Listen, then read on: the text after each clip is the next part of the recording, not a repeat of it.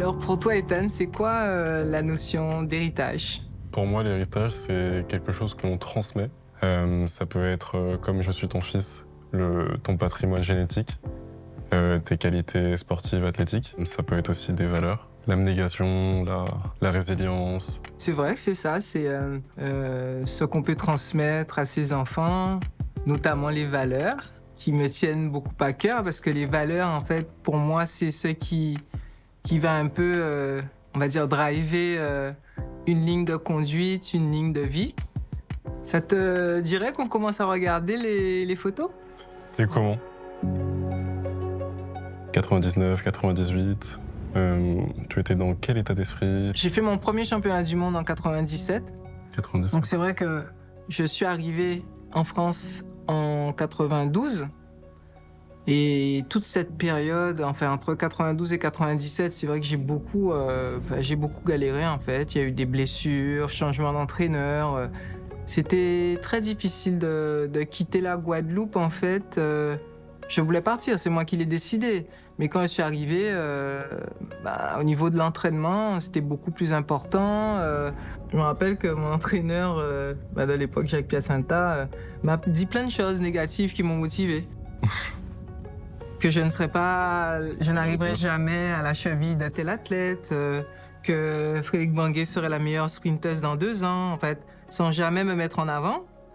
Et je dis OK. Je travaillais.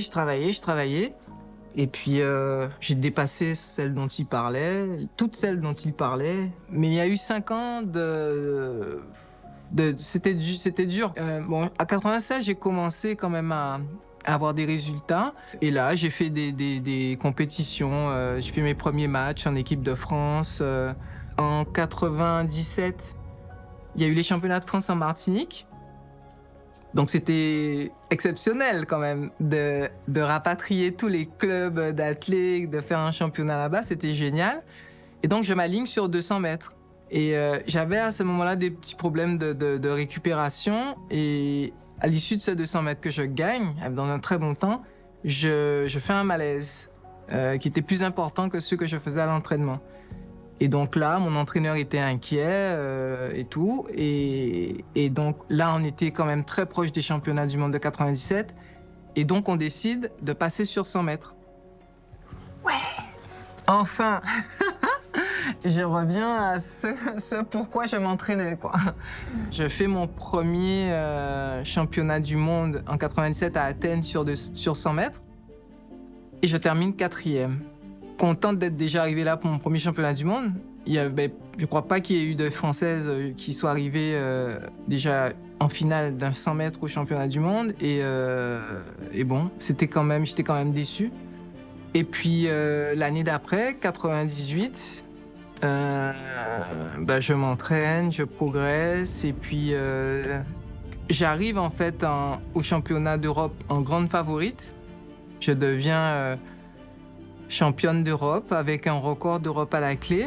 Là, tout d'un coup, je deviens plus que connue et exposée parce qu'il y avait aucune Française qui avait fait ça avant et surtout aucune Européenne. Et je me positionnais, c'était la 3e meilleure performance mondiale de tous les temps sur 100 mètres. Contrairement aux autres athlètes, tu as les cheveux courts et tu as les cheveux colorés. Teinture blonde. Pourquoi? C'était un des sujets favoris des journalistes en fait à chaque course parce que j'ai fait toute espèce de blond, j'ai changé de coupe, de couleur et ça devenait des questions récurrentes parce que ça faisait partie de mon look et c'est là aussi c'est un truc que j'ai un peu, je dirais pas entre guillemets une mode que j'ai un peu lancé chez les sportifs parce qu'après on a vu beaucoup de footballeurs faire du blond. 2000, c'était l'année des Jeux. Oh, les Jeux, quelle histoire! Les Jeux, il n'y a jamais eu... j'ai finalement jamais eu de chance aux Jeux. Bon, j'arrive pas trop mal, mais comme d'habitude, je vais chez le dentiste. Il fait un truc qui fait qu'il y a une infection. Du coup, j'ai une angine blanche. Et voilà, pour le 100 mètres, c'était fichu, quoi. Et puis c'est là que j'étais enceinte, donc voilà. Ce qui s'est passé avant ta naissance. une des premières athlètes à avoir une grossesse et continuer quand même à reprendre le sport, c'était pas mal vu. J'ai entendu beaucoup de la part d'entraîneurs, d'athlètes, de médecins, que c'était pas forcément bien j'allais accepté. prendre beaucoup de temps à revenir, que ma carrière était finie. Beaucoup de choses négatives autour de moi par rapport à cette grossesse. Je crois que je faisais 61 kilos. Et puis, j'ai dépassé les 90 kilos quand même. J'ai pris 30 kilos. Je me voyais grossir au fur et à mesure. Je touchais mes jambes, c'était rempli d'eau. J'avais plus de muscles, c'était devenu tout mou. En fait, il fallait que j'accepte ça. Et petit à petit, on est parti en Guadeloupe. Tu avais 2 mois. Et je me suis fait un petit programme, que ce soit nutritionnel ou sportif. Toute seule. Toute seule, oui. Je me rendais pas franchement compte de toutes les difficultés que tu as dû surmonter. Cette détermination, cette croyance que tu avais en toi, que tu pouvais revenir comme avant, voire même plus forte qu'avant, je me suis de plus en plus rendu compte que tu as dû mener un combat non seulement contre toi, contre ces kilos en plus que tu avais pris, mais contre la société, les médecins, les préjugés. Après ta naissance, tes compétitions après ta naissance, on arrive au championnat du monde de Paris en 2003. On est quand même championne du monde sur le relais. J'adorais le relais, hein. J'adorais la place que j'avais aussi au relais. Tout au début de ma carrière, j'étais en seconde position, c'est-à-dire dans la ligne droite opposée. Donc très rapidement, je me suis retrouvé positionné en dernière position parce que j'étais la plus rapide, celle qui rattrapait tout le monde. Bip, bip. Tout le retard. C'était génial, c'était une des plus belles années de ma vie, tu vois. Il y a eu 98 à Budapest, mais 2003, c'était extraordinaire. Et puis c'était déjà une belle victoire. Je me suis dit, regarde, tu as une médaille d'or autour du cou et là, tu n'as que 14 mois. Tu étais une grande source de motivation pour moi depuis ta naissance, c'est évident. Quand tu es dans la difficulté, etc., tu sais que tu dois continuer à te battre et puis t'as un petit garçon qui t'attend à la maison et qui, tout souriant et t'es contente. J'ai su que tu étais quelqu'un de populaire ou de connu quand on se faisait aborder dans la rue, au centre commercial. Oui, bonjour Christine, merci. Merci pour tout ce que vous avez fait. Après ça, t'étais quand même mon héroïne. Et à l'école, tu te rappelles? Oui, ta mère, elle est connue. C'est une athlète de haut niveau. Je ressentais un petit peu cette pression vis-à-vis des enseignants, comme si je devais être performant aussi, mais à travers l'école. Voilà, à travers l'école. J'étais un petit peu agacé quand on nous importunait dans la vie de tous les jours. Mais d'un autre côté, je voyais ça comme une chance, presque un remerciement pour le travail que tu avais effectué. Donc finalement, un retour juste des choses. J'avais pas trop envie de te partager, quoi. C'est vrai. Et je voyais pas ça comme un poids, mais plutôt comme un moteur qui m'aide et qui me pousse. 2004, Athènes. Voilà. Jeux Olympiques. Jusqu'aux Jeux Olympiques, c'était une très belle année. J'ai été invaincu sur 100 mètres. Et ça s'est très mal passé, en fait, cette année-là. Je me fais éliminer je crois que c'est en quart de finale, à la surprise générale et à ma grande surprise aussi. Enfin, jusqu'à maintenant, c'était un truc incompréhensible. Tu te voyais performer, tu sais pas... Ah oui, mais je ne sais pas ce qui s'est passé. En tout cas, j'étais incapable de courir, quoi. Là, quand on est invaincu sur 100 mètres et qu'il y a des possibilités et que j'étais quand même, je sais pas, peut-être pas gagner, mais être sur le podium et que je me retrouve éliminé dès le deuxième tour, c'était très, très dur. C'était le déferlement médiatique après J'ai été critiqué, des psychologues qui me connaissaient pas de bas étage ont décrypté mon mental, enfin tout un tas de choses. Les journalistes m'ont massacré. Enfin vraiment, c'était très très très dur.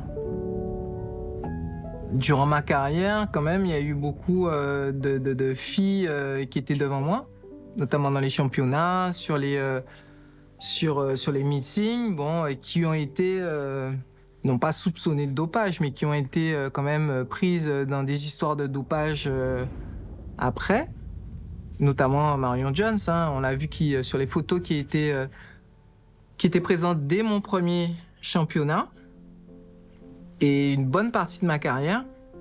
Les gros titres, c'était souvent le duel Aaron-Jones. Bien évidemment, j'étais toujours deuxième. Et puis, à un moment de sa carrière, elle a été prise pour dopage. Donc, en fait, moi, j'ai été, pendant toute cette période-là, lésé, gravement lésé. Bon, finalement, je n'ai jamais eu de gain de cause, hein, mais... Et c'est vrai que mes 4e, 5e, 6e places de finaliste au championnat du monde, puisque j'ai quand même fait 5 finales mondiales sur 100 mètres. Et devant, il y a toujours eu des filles qui finalement se sont retrouvées dans des cas de dopage, quoi. Si ça peut te rassurer, pour moi, tu as toujours été au-dessus de ces athlètes-là. Tu as toujours été plus rapide qu'elles, plus méritante, plus grande. Tu as su allier la vie de famille, les compétitions, l'hygiène, l'aspect visuel. Quoi qu'il se passe, je reste dans mes valeurs.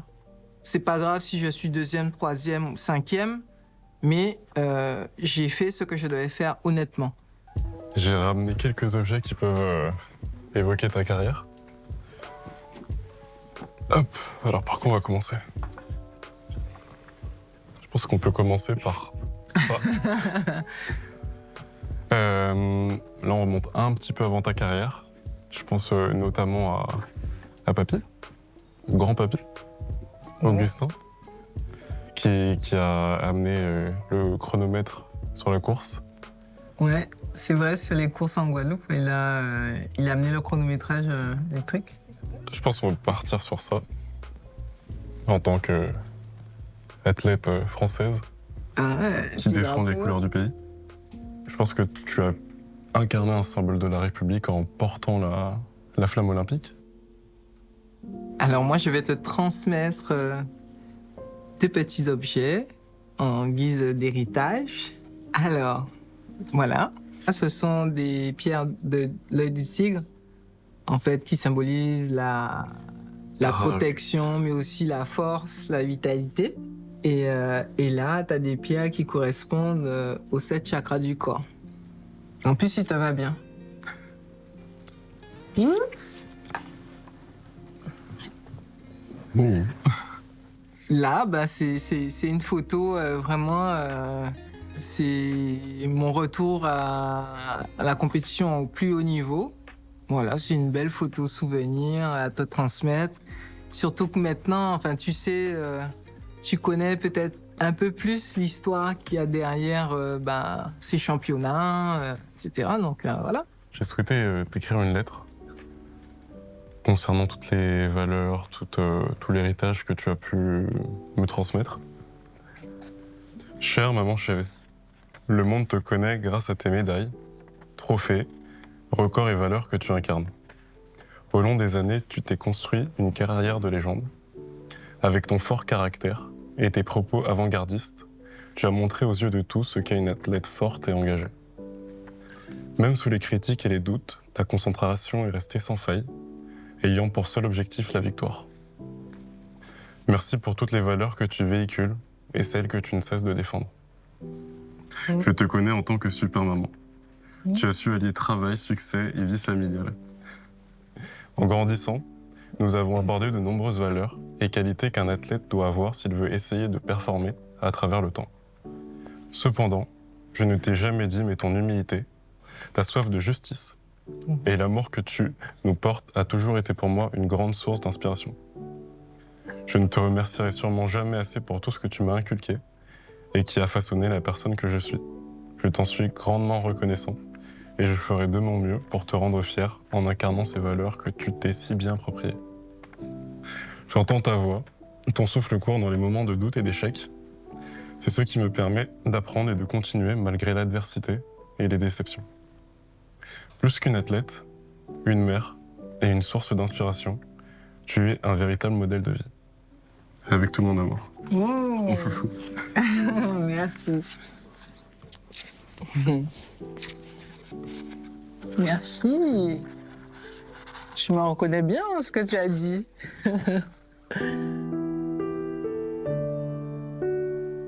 Je suis arrivée en plein cœur de ma carrière de façon inattendue et tellement souhaitée. Alors que j'étais concentrée sur mes entraînements, mes compétitions, mes objectifs, ta venue a changé ma vie et tout a pris un sens plus profond. Tu m'as donné la plus belle des motivations, me dépasser non seulement pour moi, mais aussi pour toi.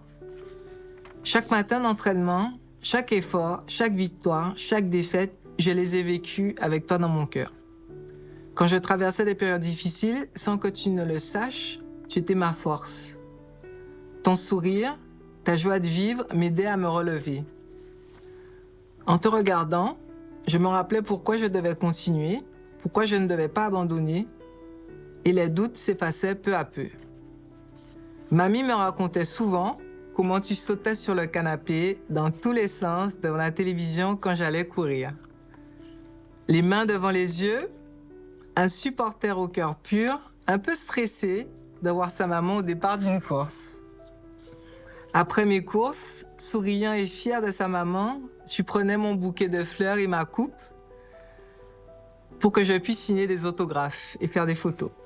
À travers le sport, je t'ai transmis les valeurs qui me tiennent à cœur, le respect de soi et des autres, la discipline, la persévérance et l'importance de croire en ses rêves.